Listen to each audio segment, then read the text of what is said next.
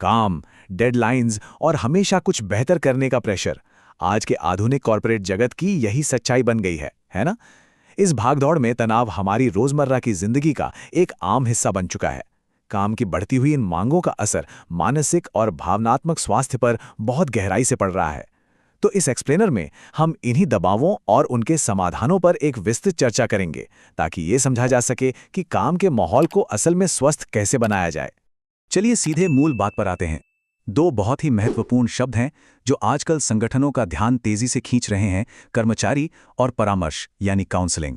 हमारी इस पूरी चर्चा का मुख्य केंद्र यही है कि आज की कंपनियां अपने कर्मचारियों की भावनात्मक जरूरतों को पूरा करने के लिए इन दोनों अवधारणाओं को एक साथ कैसे ला रही हैं। सच कहें तो ये बात सिर्फ काम की नहीं है, बल्कि काम करने वाले इंसान की है।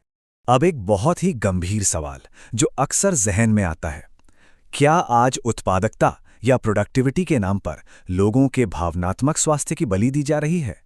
पारंपरिक रूप से हमारा पूरा ध्यान सिर्फ आउटपुट पर रहा है, लेकिन लगातार काम की मांगों से जो एक भारी भावनात्मक तनाव पैदा होता है, उसे अब और नजरअंदाज नहीं किया जा सकता। एक मजबूत और स्वस्थ संगठन बनाने के लिए कर्मचारियों की मानसिक भलाई बहुत ज्यादा मायने रखती है। भाग 1, बदलता कार्यस्थल और तनाव। देखिए, ये बात बिल्कुल सच है कि पिछले 2 दशकों में तकनीक और नए-नए इनोवेशन ने कार्यस्थल के पूरे माहौल और संस्कृति को जड़ से बदलकर रख दिया है। और इन लगातार होते बदलावों का सीधा नतीजा क्या हुआ है?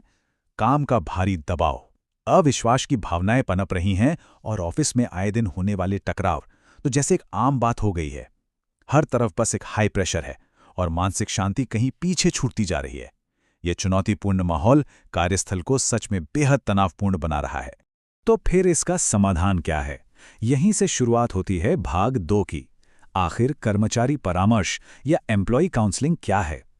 ये एक ऐसा स्ट्रक्चर्ड तरीका है जिसे व्यक्तिगत भलाई और पेशेवर मांगों के बीच के अंतर को पाटने के लिए ही खास तौर पर डिजाइन किया गया है। काउंसलिंग की परिभाषा को थोड़ा ध्यान से समझना जरूरी है।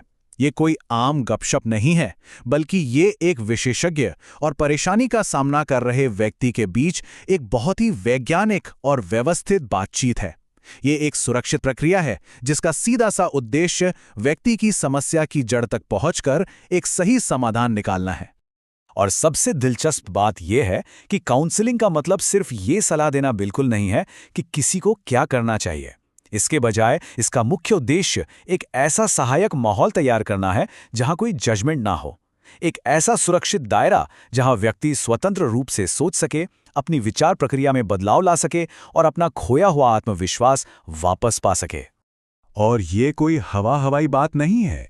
इस पूरी रूपरेखा को इग्नू जैसे प्रतिष्ठित संस्थान की अकादमिक और संस्थागत विश्वसनीयता भी प्राप्त है।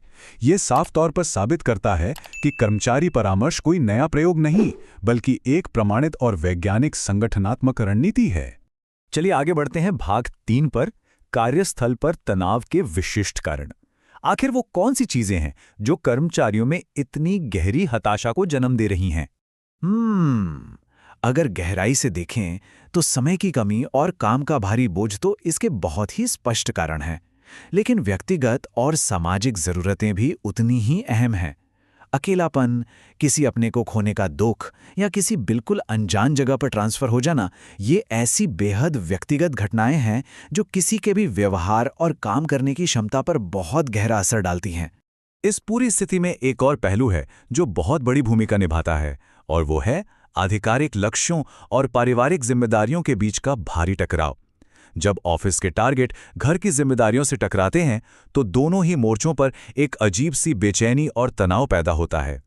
आज के समय में ये संतुलन बनाए रखना शायद सबसे बड़ी चुनौती है। अब आते हैं अंतिम हिस्से यानी भाग 4 पर, परामर्श के संगठनात्मक लाभ।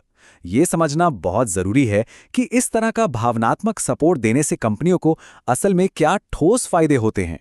चलिए इस एक आंकड़े पर ही नजर डालते हैं। पूरे 50%। रिसर्च बताती है कि कार्यस्थल पर काउंसलिंग की सुविधा होने से पिछले 1 दशक में बीमारी के कारण ली जाने वाली छुट्टियों में सीधे 50% तक की भारी कमी आई है। ये अपने आप में एक बहुत बड़ा संगठनात्मक लाभ है। छुट्टियों में कमी आने के साथ साथ इसके और भी कई शानदार फायदे हैं। जब तनाव कम होता है तो मैनेजमेंट और कर्मचारियों के बीच का टकराव भी काफी कम हो जाता है।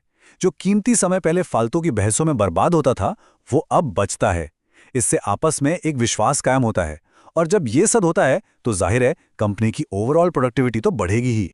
तो इस पूरे विश्लेषण के बाद एक बहुत ही गहरा सवाल सामने आता है, जिस पर हम सबको विचार करना चाहिए। क्या संगठन सच में अपने लोगों की भावनात्मक ज़रूरतों को समझते हैं?